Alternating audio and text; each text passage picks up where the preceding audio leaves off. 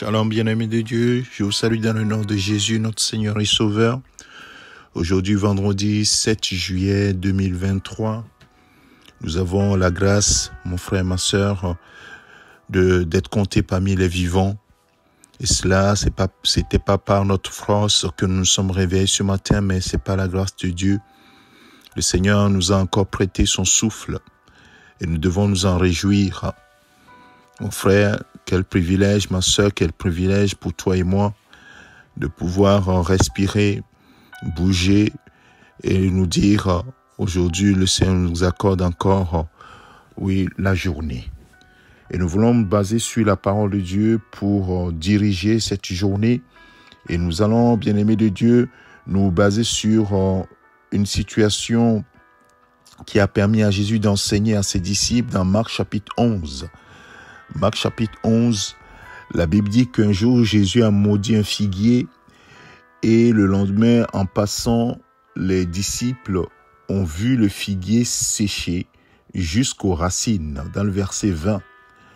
Alors Pierre, se rappelant ce qui s'était passé, dit « Rabbi, regarde, le figuier que tu as maudit a séché. » Alors, à partir du verset 22, voilà, maintenant, prête attention à ce que Jésus va déclarer et sur laquelle nous allons nous baser ce matin. Jésus prit la parole et leur dit, « Ayez foi en Dieu. Je vous l'ai dit en vérité, si quelqu'un dit à cette montagne, « ôte-toi de là et jette-toi dans la mer. » Et s'il ne doute point en son cœur, mais croit que ce qu'il dit arrive, il le verra s'accomplir. C'est pourquoi je vous dis, tout ce que vous demanderez en priant, croyez que vous l'avez reçu et vous le verrez s'accomplir. Waouh! Il y a tellement de choses à tirer de ce passage. Bien-aimés de Dieu, la première des choses, c'est « ayez foi en Dieu ». La traduction juste serait « ayez la foi de Dieu ». Et cela ne vient pas au hasard. Cela vient du fait que chaque jour tu cultives ta relation avec le Seigneur. Tu cultives ta proximité avec la parole de Dieu. La parole de Dieu dit ailleurs que la foi vient de ce que l'on entend vient de la parole de Dieu ou bien la parole de Christ. Si constamment tu es proche de la parole de Dieu, tu lis les promesses de Dieu, ce que Dieu a dit et ce qu'il a accompli. Des siècles plus tard, ce qu'il a promis, il a accompli. Et à chaque fois, tu lis les témoignages où le Seigneur dit, ce que je dis, il en sera comme j'ai dit. Bon, bien-aimé de Dieu, ta foi va augmenter, ta foi va croître, ta foi va se consolider en l'Éternel. Ce qui fait que quand tu vas prier, non pas tu vas utiliser tes propres paroles pour essayer de convaincre Dieu de t'exaucer, mais tu vas lui rappeler ses paroles, lui-même sa parole. Et quand tu lui rappelles sa parole, et comme la Bible dit que Dieu est fidèle à sa parole, il dit à Jérémie 1, verset 12, il dit « Je veille sur ma parole pour l'accomplir ». Alors, il va accomplir sa parole. Et donc, dans toute situation dans laquelle tu te trouves, demande-toi, est-ce qu'il y a une promesse dans les Écritures qui parle de cela? Et rappelle au souvenir à Dieu sa propre parole, sa propre promesse. Et tiens-toi sur cette promesse. Et c'est pourquoi c'est pourquoi je vous dis tout ce que vous demanderez en priant.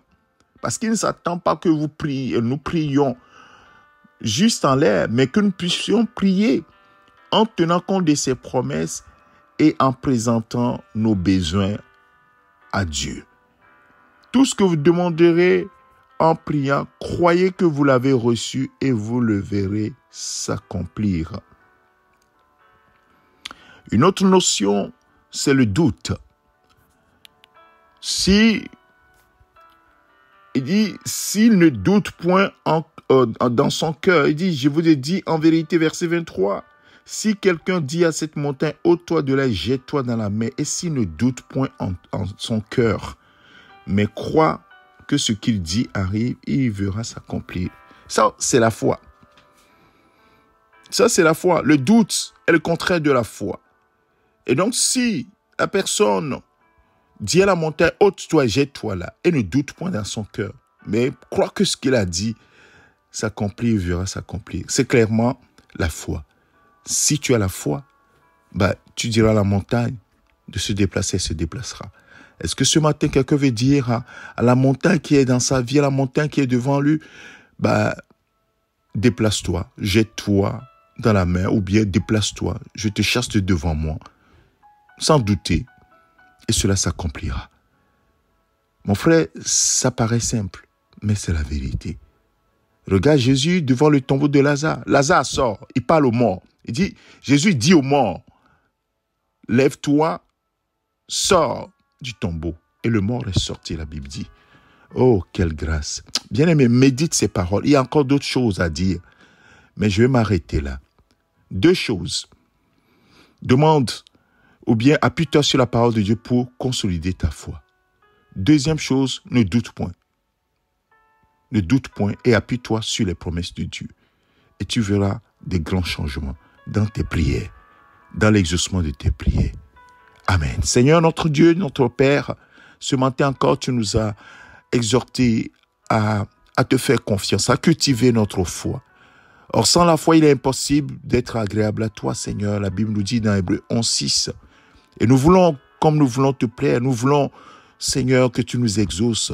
Donne-nous, par ton Esprit Saint, de nous rapprocher davantage de ta parole, de faire confiance en ce que tu dis, puisque tu es fidèle.